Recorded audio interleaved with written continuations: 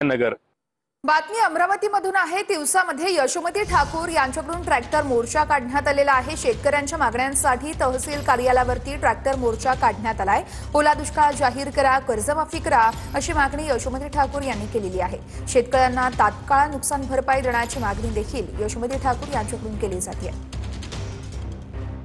ओला दुष्काळासह शेतकऱ्यांची संपूर्ण कर्जमाफी झाली पाहिजे यासाठी काँग्रेस नेते यशोमती ठाकूर यांच्या नेतृत्वामध्ये अमरावतीच्या तिवसामध्ये आंदोलन केलं जातं। ते काय सांगणार? ट्रॅक्टर मोर्चा काढलेला आहे, संत्र तुम्ही रस्त्यावर फेकली, काय परिस्थिती अतिशय बिकट आहे दादा। या ठिकाणी राजकारणाचा विषय नाही आहे, पण तुम्ही ती माई बघितली रडताना, तुम्ही तो माणूस बघितला रडताना, आणि शेतकऱ्यांची अवस्था या मतदारसंघात देखील एका दिवशी जर 4-4 लोक आत्महत्या करत असतील तर हे फडणवीसांना कसं कळत नाही।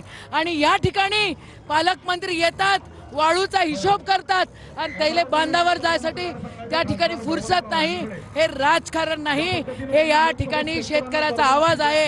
हे तुम्ही अंधे बहिरे सरकार आहे हो, ऐका आणि काय परिस्थिती झाली आहे बघा।